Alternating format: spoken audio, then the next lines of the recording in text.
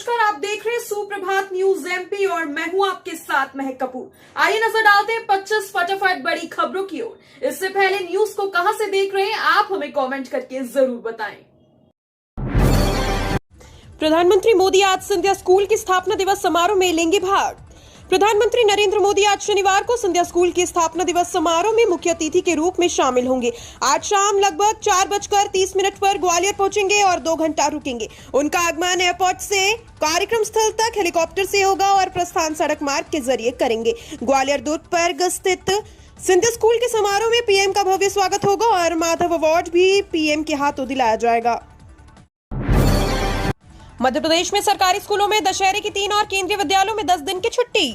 स्कूलों में दशहरे को लेकर छुट्टियां शुरू हो गई हैं, जहां सरकारी स्कूलों में 3 दिन की छुट्टी लगेगी जो 23 अक्टूबर से शुरू होगी। वहीं केंद्रीय विद्यालयों में 10 दिन की दशहरे की छुट्टी शुक्रवार से शुरू हो गई है जो 29 अक्टूबर तक रहेगी। इसके बाद 30 अक्टूबर को केवी के स्कूलों का संचालन शुरू होगा। वहीं केवी में विद्यार्थियों को 10 दिन की छुट्टियों के हिसाब से गृह कार्य दिया गया। इसमें सिलेबस के अलावा प्रोजेक्ट वर्क भी दिए गए हैं। वहीं निजी सीबीएसई स्कूलों में दशहरे की छुट्टी 21 अक्टूबर से 26 अक्टूबर तक रहेगी। आज जारी होगा निर्वाचन की सूचना, दाखिल किए जाएंगे नामांकन पत्र। अगले महीने की 17 नवंबर को मध्य प्रदेश विधानसभा चुनाव के लिए होने वाले मतदान के लिए तैयारी अंतिम चरणों में है। आज 21 अक्टूबर को निर्वाचन की सूचना जारी होगी और इसी के साथ नाम निर्देशन पत्र यानी नामांकन फॉर्म को प्राप्त करने और जमा करने की प्रक्रिया शुरू हो जाएगी। सार्वजनिक अवकाश के दिन को छोड़कर 30 अक्टूबर तक नाम निर्देशन पत्र भरे जा सकेंगे। नाम निर्देशन पत्रों की समीक्षा 31 अक्टूबर को होगी और 2 नवंबर 2023 तक का नाम वापस लिया जा सकेंगे। दिल्ली मुंबई पुणे के लिए मार्च में शुरू हो सकती है विमान सेवाएं। दिल्ली मुंबई और पुणे के लिए नए साल में सीधी उड़ान सेवा प्रारंभ हो सकती है। इसके लिए विमान कंपनियों से बातचीत हो रही है। यदि सब कुछ सही रहा तो स्पाइस जेट अपनी बंद उड़ान को मार्च 2024 तक शेड्यूल कर सकता है। डुमना विस्तारीकरण के बाद विमानों की आवाजाही और बढ़ने का अनुमान है। अभी सीधी उड़ान सेवाएं कम होने से यात्री बेहद परेशान है। मजबूरी में कई पैसेंजर को ट्रेन मार्ग से जाना पड़ रहा है। मध्य प्रदेश में चुनाव प्रचार में भाजपा ले रही लाडली बहना योजना का सहारा। मध्य प्रदेश सरकार की ओर से 4 माह पूर्व शुरू की गई लाडली बहना योजना अब चुनाव प्रचार में भी भाजपा का चुनावी गहना बन रही। भाजपा प्रत्याशी अपने प्रचार के लिए आम सभा के साथ लाडली बहना सम्मेलन भी कराने लगे हैं। यह ट्रेंड चुनाव में पहली बार देखा जा रहा है। प्रत्याशियों का मानना है कि योजना महिलाओं में सर्वाधिक लोकप्रिय हुई है। इसमें क्षेत्र की अधिकतर महिलाएं लाभ भी प्राप्त कर रही है। इसका उन्हें चुनाव में फायदा मिलेगा। मध्य प्रदेश में भाजपा प्रत्याशियों के नामांकन में आएंगे शाह, राजनाथ और गडकरी जैसे दिग्गज। मिशन 2024 से पहले मध्य प्रदेश में होने वाले विधानसभा चुनाव को भाजपा सेमीफाइनल मानकर लड़ रही है। चुनाव प्रक्रिया की शुरुआत से ही भाजपा शक्ति प्रदर्शन कर बढ़त लेने का प्रयास करेगी। इसके लिए विधानसभा चुनाव 2023 के प्रत्याशियों के नामांकन में धूम धड़ाके की तैयारी है। प्रत्याशियों के नामांकन से पहले बड़ी सभा में केंद्रीय मंत्री अमित शाह, राजनाथ सिंह व नितिन गडकरी जैसे दिग्गज मौजूद रहेंगे। भाजपा ने लगभग 150 सीटों की सूची तैयार कर ली है, जहां पर दिग्गज नेताओं की मौजूदगी में नामांकन पत्र भरवाया जाएगा। सोमवार से बदलेंगे मौसम के मिजाज, सक्रिय होगा नया पश्चिमी विक्षोभ, तापमान में आएगी गिरावट। पश्चिमी विक्षोभ के जाते ही मध्य प्रदेश के मौसम में बदलाव आ गया है। दशहरे से पहले गुलाबी ठंड ने दस्तक दे दी है। पिछले 24 घंटे में कई जिलों के तापमान में गिरावट दर्ज की गई। इसमें सबसे ठंडा पंचमढ़ी रहा। एमपी मौसम विभाग की माने तो 22-30 अक्टूबर को नया वेस्टर्न डिस्टर्बेंस एक्टिव होने जा रहा है, जिनसे दिन में तापमान में गिरावट आएगी, लेकिन इसके जाते ही पारा तेजी से गिरेगा और सर्दी बढ़ने लगेगी। सलकनपुर धाम पहुंचे मुख्यमंत्री शिवराज, की मां विजयासन देवी की पूजा अर्चना। शारदीय नवरात्र के पावन मौके पर मुख्यमंत्री शिवराज सिंह चौहान शुक्रवार को सीहोर जिले में स्थित सलकनपुर देवी धाम पहुंचे और मां विजयासन देवी की पूजा अर्चना कर प्रदेश के विकास और प्रदेशवासियों के सुख समृद्धि के लिए प्रार्थना की। इस मौके पर पत्नी साधना सिंह एवं छोटे बेटे कुणाल भी उनके साथ थे। सीएम यहां पर थोड़ी देर रुके। उसके बाद वे अपने आगामी कार्यक्रम के सिलसिले में हेलीकॉप्टर से लटेरी विदिशा के लिए रवाना हो गए। ज्योतिरादित्य सिंधिया लड़ेंगे विधानसभा चुनाव, कांग्रेस के गढ़ में उतारने की तैयारी। बीजेपी की दूसरी सूची में मचा हड़कंप अभी पूरी तरह रुक नहीं पाया है। अब सियासी गिलियारियों में चल रही एक सुगबुगाहट ने अंदरूनी हलचल पैदा कर दी। खबर है कि पार्टी 2 और सांसदों को विधानसभा चुनाव लड़ा सकती है। नई लिस्ट में इन 2 सांसदों के नाम आ सकते हैं। इनमें एक है राज्यसभा सांसद ज्योतिरादित्य सिंधिया और दूसरे ग्वालियर सांसद विवेक शेजवलकर। दोनों को ग्वालियर से टिकट दिया जा सकता है। एमएलबी ग्राउंड में नहीं जाएंगी कोई भी बस, सुबह 6 बजे से रवाना होंगी बसें। एमएलबी कॉलेज में मतदान सामग्री के वितरण के लिए ग्रामीण की विधानसभाओं के लिए सुबह 6 बजे से बसें तैयार रहेंगी। सुबह 6 बजे से पहले ग्वालियर ग्रामीण, डबरा और भितरवार के लिए मतदान दलों को सामग्री लेकर रवाना किया जाएगा। बसों को स्मार्ट रोड पर ही 3 लेन में खड़ा किया जाएगा। सुबह 10 बजे से शहरी विधानसभाओं के लिए दलों को रवाना करने का सिलसिला शुरू होगा। 16 नवंबर को मतदान सामग्री का वितरण कर दिया जाएगा। कांग्रेस की दूसरी लिस्ट जारी होने के बाद कमलनाथ ने बीजेपी पर साधा निशाना। कांग्रेस ने अपनी दूसरी सूची जारी की, जिसमें 88 प्रत्याशियों के नाम शामिल हैं। इसके साथ कमलनाथ ने कहा कि कांग्रेस पार्टी के प्रत्याशी सिर्फ विधायक बनने के लिए खड़े नहीं हैं, बल्कि मध्य प्रदेश का भविष्य संवारने के लिए चुनाव के मैदान में उतरे हैं। उन्होंने सभी प्रत्याशियों से आह्वान किया कि आइए आज से हम सब प्राणपण से अपने कर्तव्य में जुट जाएं और मध्य प्रदेश से 18 साल के कुशासन का अंत करने के लिए कमर कस लें। मध्य प्रदेश में प्रचंड बहुमत से कांग्रेस पार्टी की सरकार बनाए। हुकुमचंद मिल मजदूरों के लिए खुशखबरी, जल्द मिलेगा बकाया भुगतान। मध्य प्रदेश के आर्थिक राजधानी इंदौर शहर के हुकुमचंद मिल मजदूरों के लिए हाल ही में एक अच्छी खबर सामने आई है। बताया जा रहा है आज जस्टिस सुबोध अभ्यंकर की बेंच में हुई सुनवाई के दौरान यह बात कही गई कि 2 सप्ताह के अंदर बकाया भुगतान देना शुरू कर दिया जाएगा। यह बात तब तक कही गई जब लगातार 1 घंटे तक इस मामले को लेकर सुनवाई के दौरान बहस चलती रही। आपको बता दें, इस बार दिवाली हुकुमचंद मिल मजदूरों के लिए खास होने वाली है। उन्हें जल्द ही उनका बचा हुआ बकाया पैसा मिलने वाला है। सरकार की ओर से पे सेटलमेंट में 2 हफ्ते में पेमेंट प्रक्रिया शुरू कर दी जाएगी। शिक्षा मंत्री रोहित ठाकुर बोले, शिक्षकों के 6000 पद जल्द भरेंगे। शिक्षा मंत्री रोहित ठाकुर ने कहा कि शिक्षण संस्थानों में शीघ्र ही शिक्षकों के 6000 पद भरे जाएंगे। मंत्री ने शुक्रवार को रोहडू उपमंडल के राजकीय स्नातकोत्तर महाविद्यालय सीमा के सभागार में अंतर महाविद्यालय यूथ फेस्टिवल ग्रुप 4 का शुभारंभ किया। यूथ फेस्टिवल 23 अक्टूबर तक चलेगा। प्रतियोगिता में प्रदेश के 25 कॉलेजों के छात्र भाग ले रहे हैं। उन्होंने कहा कि राज्य सरकार गुणवत्ता युक्त शिक्षा प्रदान करने के लिए प्रतिबद्ध है। शीघ्र ही प्रदेश साक्षरता में शीर्ष स्थान पर होगा। 3.5 माह में नहीं हो पाया लीज डीड का पंजीयन, 4 माह बाद होगा अनुबंध समाप्त।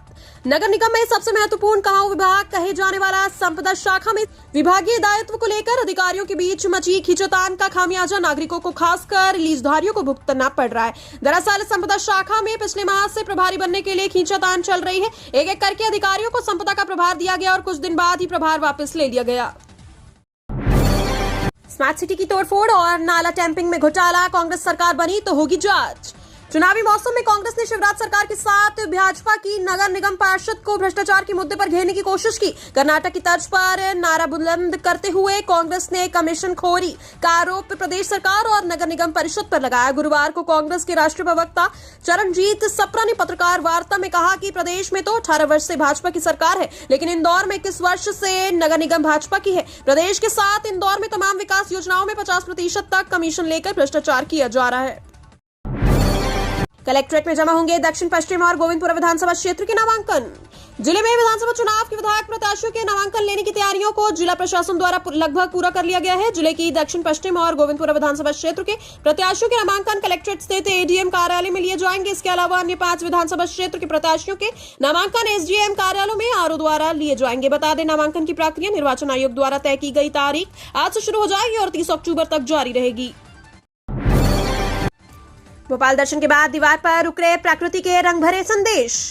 मध्य प्रदेश शासन के संस्कृति विभाग एवं पर्यटन विभाग के सहयोग से अलायंस फ्रांसिस द्वारा आयोजित वॉल आर्ट फेस्टिवल 3 का समापन गुरुवार को किया गया। इसके तहत सभागम केंद्र की दीवार पर आर्टिस्ट आशित मिलर ने खूबसूरत वॉल आर्ट को उकेरा। इस अवसर पर प्रमुख सचिव संस्कृति विभाग शिवशेखर शुक्ला, संचालक संस्कृति अदिति कुमार त्रिपाठी विशेष रूप से उपस्थित रहे। साथ ही रविंद्र भवन की कार्यालय प्रमुख मधु चौधरी भी उपस्थित रही। ई नॉमिनेशन होने पर कर्मचारियों को तुरंत मिलता है भविष्य निधि का लाभ। कर्मचारियों की नॉमिनेशन और केवाईसी की प्रक्रिया संस्थान को पूरी करना है। जल्द से जल्द पीएफ विभाग में कर्मचारियों से जुड़ी जानकारी दर्ज करवाएं। यहां तक कि कर्मचारियों के भविष्य निधि खाते से आधार कार्ड से लेकर पैन कार्ड को जोड़े नॉमिनी के बारे में उल्लेख किया जाए। यह प्रक्रिया नियोक्ताओं स्तर पर की जाएगी। उसके बाद कर्मचारियों को भविष्य निधि से जोड़ा जाएगा और सुविधाओं का लाभ तुरंत मिल जाएगा। मूल्यांकनकर्ता की गलती से बिगड़ा रिजल्ट, कम पूर्णांक मानकर जांची कॉपियां।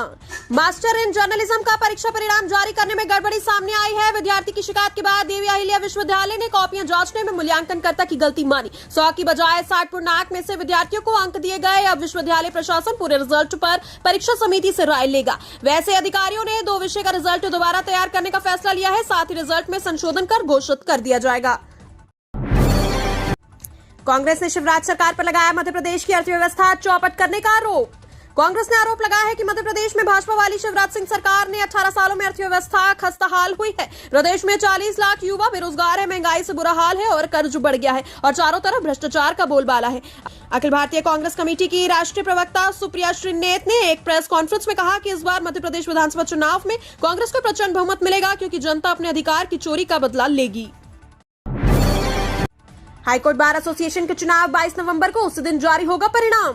हाईकोर्ट बार एसोसिएशन के वार्षिक चुनाव 22 नवंबर 2023 को होंगे। शुक्रवार को हुई चुनाव समिति की बैठक में यह निर्णय लिया गया। मुख्य चुनाव अधिकारी पूर्व अतिरिक्त महाधिवक्ता मनोज द्विवेदी ने बताया कि विस्तृत चुनाव कार्यक्रम घोषित कर दिया गया है। 2 और 3 नवंबर को नामांकन पत्रों का वितरण होगा। 6 नवंबर तक नामांकन पत्र जमा कराए जाएंगे। 8 नवंबर तक नाम वापस लिया जा सकेगा। 9 नवंबर को शाम 5 बजे उम्मीदवारों की अंतिम सूची जारी कर दी जाएगी। विधानसभा चुनाव में टिकट नहीं मिलने से आक्रोशित वैश्य समाज ने चुनाव बहिष्कार की चेतावनी दी। विधानसभा चुनावों के लिए भाजपा और कांग्रेस ने प्रत्याशियों की घोषणा कर दी है। भाजपा अब तक 4 सूची में 136 नामों की घोषणा कर चुकी है। वहीं कांग्रेस अपनी 2 सूचियों में 229 प्रत्याशियों की घोषणा कर चुकी है। प्रत्याशियों की घोषणा के बाद अब समाजों की नाराजगी सामने आ रही है। ग्वालियर में वैश्य समाज की भी टिकट नहीं दिए जाने पर नाराजगी जताई गई। उज्जैन में होगी नगर पूजा, भगवान महाकाल की सवारी निकलेगी, रावण दहन होगा। शिवनगरी उज्जैन में रविवार से 3 दिवसीय उत्सव की शुरुआत होगी। रविवार को शारदीय नवरात्र की महाअष्टमी पर नगर की सुख समृद्धि के लिए शासकीय पूजा होगी। सोमवार को भगवान महाकाल शमी वृक्ष का पूजन करने के लिए नए शहर दशहरा मैदान आएंगे। महाकालेश्वर मंदिर से शाही ठाट बाट के साथ भगवान महाकाल की सवारी निकलेगी। मंगलवार को दशहरा महोत्सव मनाया जाएगा। दिग्विजय सिंह के फोन से भी कम नहीं हुआ असंतोष। महू में कांग्रेसियों की बगावती रैली आज। कांग्रेस के विधानसभा उम्मीदवारों की दूसरी सूची जारी होने के बाद अब विरोध और असंतोष के स्वर इंदौर जिले की महू सीट से भी उभरते नजर आ रहे हैं। 2 बार विधायक और पूर्व जिला कांग्रेस अध्यक्ष रह चुके अंतर सिंह दरबार ने उम्मीदवारों का विरोध किया है। असंतोष थामने के लिए पूर्व मुख्यमंत्री दिग्विजय सिंह का फोन भी फिलहाल असर करता नहीं दिख रहा। आज को महू में बगावती रैली का ऐलान कर दिया गया।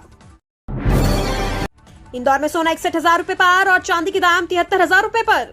इजरायल हमास संघर्ष और त्योहारी सीजन के चलते सोने की कीमतों में एक बार फिर से बढ़ोतरी होने लगी। कॉमेक्स पर सोना कैडबरी $8 बढ़कर $1953 प्रति औंस पर पहुंच गया। ऐसा माना जा रहा है कि आने वाले दिनों में सोने के दाम में और इजाफा हो सकता है, क्योंकि दिवाली के बाद भारत में शादियों का सीजन शुरू हो जाएगा, जो दिसंबर अंत तक रहने वाला है।